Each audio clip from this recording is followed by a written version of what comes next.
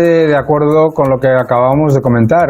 Uno de los problemas con el que se enfrenta España con un peso tan importante del turismo en la economía ha sido que el gobierno no ha querido escuchar en ningún momento al sector del turismo, que ya alertaba sobre una temporada turística que iba a ser muy mala y que han tenido que añadir a esa estimación de 93.000 millones de pérdidas otros 5.000 millones ahora que la ralentización de agosto es más que evidente.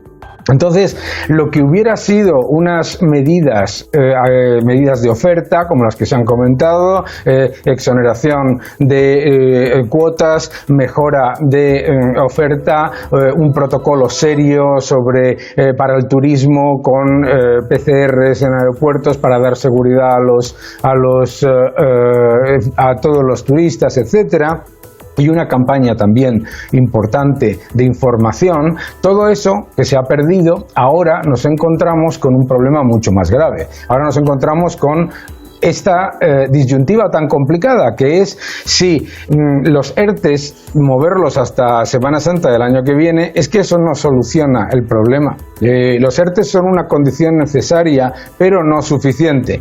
Los ERTEs ayudan a mitigar el problema del desempleo, aparcando desempleo en empleo, digamos, que está ahí zombie. ¿Cuál es el problema verdadero? El problema verdadero es el cierre empresarial. Nos enfrentamos a 84.000, por lo menos, cierres empresariales de empresas que simplemente van a tener que cerrar porque no llegan a fin de año y porque las pocas ventas que han podido acumular no suplen ni de manera mínima el aumento tan importante de gastos y los impuestos que tienen que pagar.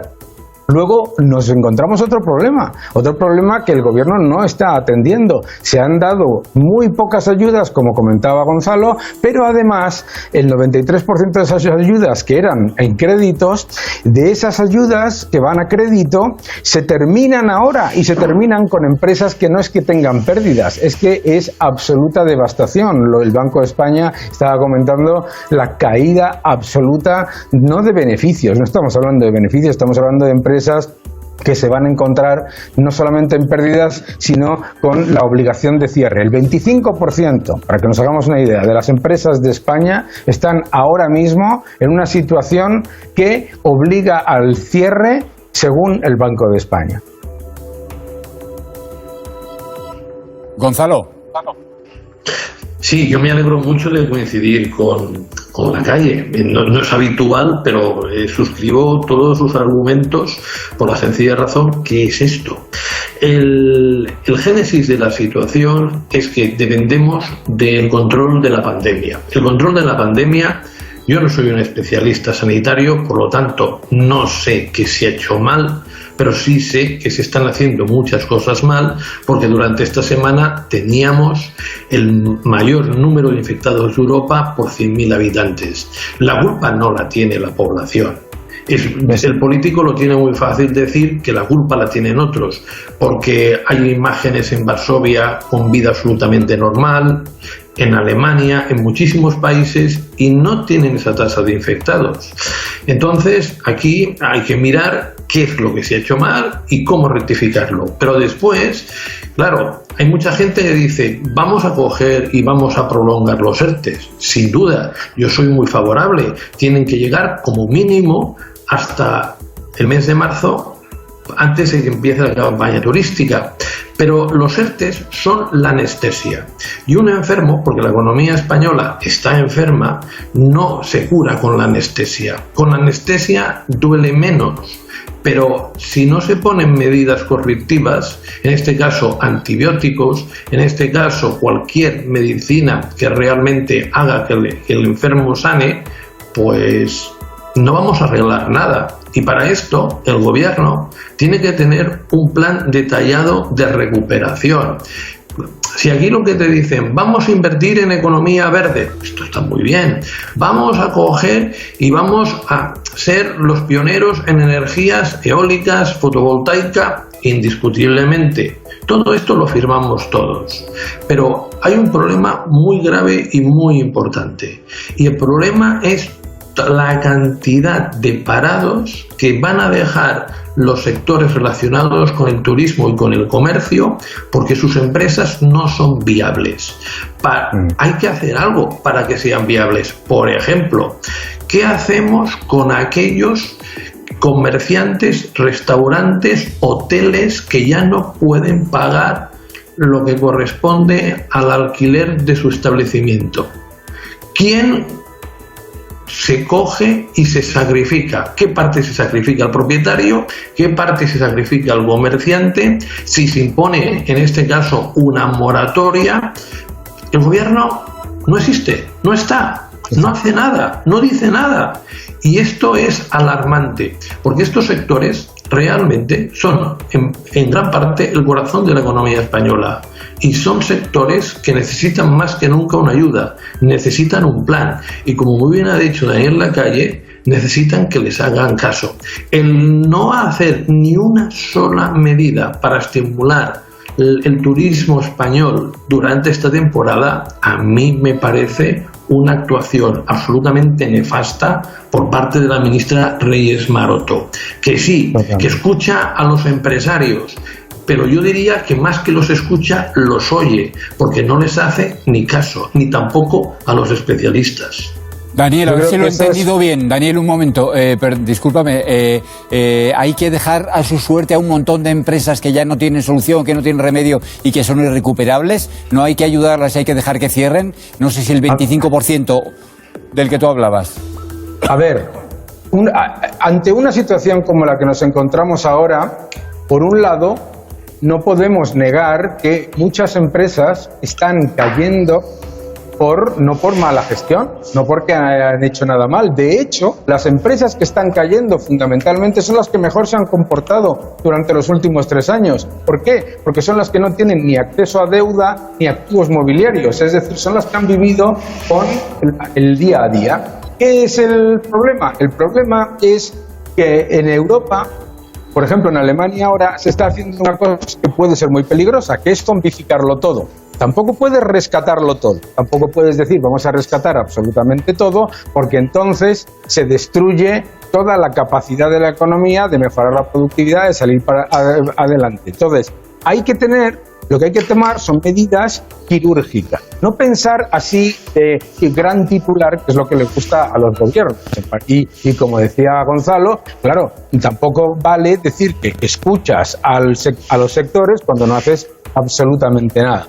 El gobierno tenía una idea de la crisis y de la recuperación equivocada, y lo hemos dicho durante muchas veces. Pensaba que iba a ser una crisis corta, indolora y con recuperación en V.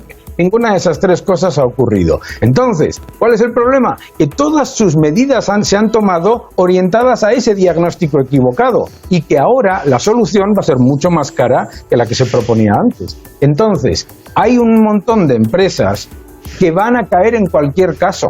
Y lo que tenemos que hacer es, por lo tanto, tener un plan detallado que vaya de abajo arriba, escuchando a los sectores. No tiene por qué sentarse un comité de estos inexistentes que monta el gobierno y crear así un titular o una campaña de publicidad. Lo que se tiene que hacer es atender punto por punto. Comentaba ahora Gonzalo, no es lo mismo Castilla y León que Baleares. Es que estamos hablando en Baleares y en Canarias de una devastación económica que no se ha visto desde que no se ha visto desde la guerra civil. Muy importante, por lo tanto, tomar medidas quirúrgicas orientadas a las empresas que están cayendo, no a grandes titulares y a grandes cifras, que esas lo que llevan después es a beneficiar, como no puede ser de otra manera, a los que ya iban a sobrevivir. Y claro, nos van a llegar ayudas de Europa, pero esas ayudas de Europa, ¿para qué van? Para digitalización, para renovables, etcétera. Es decir, eso no soluciona el problema al que nos estamos enfrentando ahora mismo, para nada. Y no hay ningún país, no que tenga una gran dependencia o un gran porcentaje del PIB en el turismo, no hay ningún país que no haya puesto el turismo como un factor esencial a que sufriese lo menos posible. Entonces, tampoco tenemos que inventar grandes cosas, y lo ha hecho Portugal, lo ha hecho Grecia, lo ha hecho Italia, Lo ha hecho Austria, lo ha hecho Francia, que nos olvidamos que Francia tiene prácticamente un 11% del Producto Interior Bruto en el turismo. Y lo que tenemos que tomar son medidas que vayan orientadas a que ese dinero se funcione de la mejor manera, porque lo que desde luego no va a pasar es que si se ponen de nuevo enormes avales, esos avales van a ir a impagado dentro de 2 años. Entonces, en vez de hablar de un problema de la crisis en el turismo, hablamos de un problema en el sector financiero. Recordemos que eso ya ocurrió en el pasado. Bueno, esto sí que es casi inédito. Daniela Calle y Gonzalo Bernardos casi de acuerdo en todo. Vamos a hacer números, Lobato. Vamos a seguir avanzando. ¿Qué pasa con la deuda? ¿Cuánto nos está costando y cuánto nos va a costar la pandemia? Sí, ¿cuánto nos va a costar la pandemia? Esto es incalculable en vidas humanas y los efectos pues tienen pinta, según estábamos escuchando a los expertos, a que van a ser algo más allá que a corto y a medio plazo. Pero ya podemos hablar de cuánto está costando ahora mismo al Estado. 1.000 millones. 1.000 millones al día. Ese es el ritmo al que creció la deuda pública tan solo en junio. Entonces, el pasivo subió 32.000 millones. Y la pregunta puede ser, ¿cuánto debemos ya? Bueno, pues estamos debiendo ya un 110% del PIB. 110% del PIB, visto así, asusta. Bueno, no asusta tanto como si lo ponemos en pantalla y ponemos toda la cantidad. Estaríamos hablando de 1.289 billones, con B, de euros. Bueno, exactamente todos esos ceros que aparecen en pantalla. La cuestión es, parece mucho, ¿por qué es mucho? No somos el país más endeudado, ni de lejos, ni en términos de PIB, ni en términos neto, pero eso es una barbaridad. Y es un problema a medio y esta vez sí a largo plazo. La cuestión puede ser si también lo va a ser a corto. En principio, y mientras el Banco Central Europeo siga comprando deuda, bajando los tipos, no en cuanto a prima de riesgo, esa vieja compañera de la antigua crisis. Y a falta de financiación, bueno, pues la vamos a tener a Europa y esto que nos llega por los mercados. Eso sí, la cuestión puede ser, y la pregunta a nuestros expertos, que nos expliquen si este respiro que nos están dando a corto plazo es real y si sobre todo va a ser sostenible en el tiempo, Hilario. Pues antes de escuchar a la mesa, Gonzalo, Daniel, ¿va a ser sostenible? ¿Esto es aceptable incrementar de esta forma o quizá mucho más la deuda pública? Hilario, han cambiado las reglas del juego. Y el cambio es que 2 veces en 10 años el sector público ha rescatado al sector privado. Nosotros en 2007 teníamos una deuda de las más pequeñas de la Unión Europea, 5,7% del PIB. Pero los 2 rescates le van a llevar a que este año, al final, en diciembre, supere el 120% del PIB. Bien, aquí hay un dilema que a mí me parece de muy fácil resolución. O dejamos que muchos españoles se mueran de hambre, o por el contrario, lo que hacemos es rescatar a estos españoles y a las empresas y por lo tanto aumentamos notoriamente la deuda pública. Yo, evidentemente, prefiero aumentar notoriamente la deuda pública que hacer que la gente se muera de hambre por mantener un equilibrio contable. Entonces, tenemos un problema. Si tuviéramos moneda propia, no lo tendríamos. Y el problema es que el Banco Central Europeo, en un momento determinado, tiene que quemar nuestra deuda, la de Alemania, la de Finlandia, la de Francia, y hemos de llegar a un consenso para que eso suceda. Si no, indiscutiblemente, le vamos a dedicar en los próximos años menos dinero que el que podríamos a la sanidad, a la educación, a la asistencia social y más dinero a pagar intereses de la deuda pública. Pero mi propuesta es muy sencilla. Cojamos y el 50% de lo que se haya de la deuda que tengan todos los países, la liquidamos. Aquel país que realmente no llegue a ese 50%, pues tiene un bono que a lo largo de los años el Banco Central Europeo le dará el dinero cuando lo necesite. Porque si no, hacemos una cosa que es realmente, desde mi parecer, muy poco inteligente. Nosotros pagamos dinero al Banco Central Europeo, siendo el Banco Central Europeo parte nuestra, porque somos uno de los integrantes. Ese problema no lo van a tener ni Reino Unido ni Estados Unidos, cuyos gobiernos tienen una chequera ilimitada, pueden gastar lo que sea y el Banco Central Europeo no solo tiene que asegurarnos que el tipo de interés de la deuda de España está por debajo del 0,40 este año y el que viene, sino bastantes más. La economía, pero sobre todo la política monetaria, como la entendíamos hasta ahora, va a ser muy diferente como la entendamos en el futuro. Profesor, que nos vamos quedando sin tiempo, dejamos intervenir a Daniel Lacalle. Pues ya está. Aquí mira, aquí discrepamos. A ver, ni el Reino Unido ni Estados Unidos tienen capacidad ilimitada de gasto, ni muchísimo menos. Su capacidad de gasto está exclusivamente limitada por la demanda real de libras esterlinas y de dólares norteamericanos en el mundo. Si tú pierdes el estatus de moneda de reserva y deja a la gente de demandar tus dólares o tus libras, lo que te ocurre es lo que nos hubiera pasado a España si tuviéramos moneda propia, que seríamos como Argentina.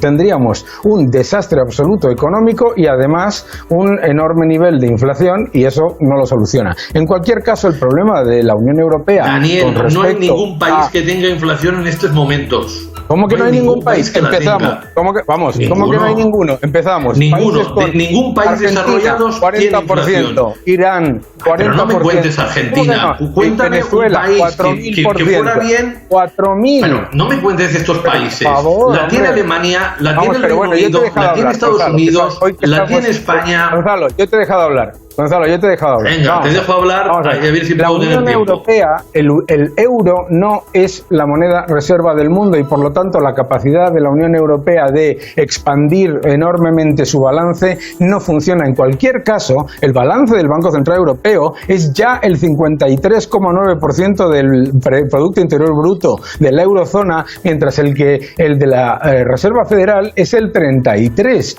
Estamos haciendo muchísima más política monetaria y muchísimo más agresiva que la de Estados Unidos. Lo que tenemos que tener muy claro es que las cosas no se solucionan imprimiendo dinero, porque lo que nos ha demostrado el ejemplo de Japón es que aumentar desproporcionadamente la deuda lo que te lleva es a menor crecimiento, mucho menor crecimiento, mucha menor productividad y muchos menores salarios reales. Daniel, no me hables de salarios nominales. Entonces, una pregunta muy sencilla.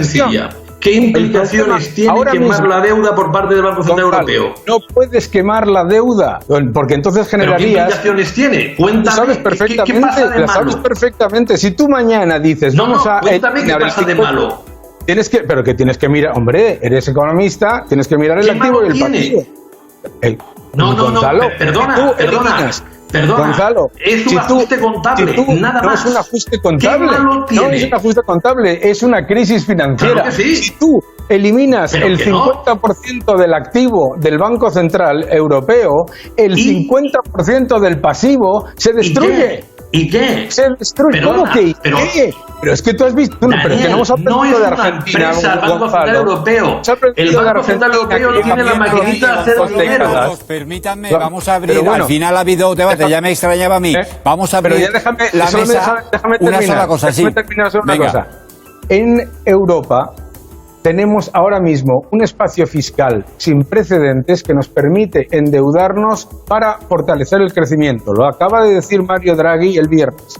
Como esta deuda no se utilice para inversiones y actividades con rentabilidad económica real, vamos a pasar de un problema de crecimiento a un problema financiero y fiscal. Entonces, lo que tenemos que hacer es que todo esto que se está haciendo se haga, como hemos dicho al principio, para que los sectores productivos se fortalezcan y volvamos a crecer. Porque si no, donde nos metemos no es en la situación japonesa, nos metemos en una situación en la que la única moneda con cierto grado de reserva, que es el euro, de la eurozona, que tiene riesgo de redenominación, empieza la gente a ocurrírsele las ideas que se le ocurrió, por ejemplo, a Podemos o a Izquierda Unida, que votaron con Le Pen y todavía está la enmienda en la Unión Europea para salirse del euro. Daniel. Sí, el futuro de las pensiones está y existe, obviamente, pero se van a hacer ajustes importantes en distintas áreas porque como no vamos a encontrarnos con una situación en la que incluso con todo ese apoyo del Banco Central Europeo vayamos a salir. Y recordemos una cosa, el sector público no rescata al sector privado, el sector público vive del sector privado. Pues aclarado, gracias por las dos intervenciones.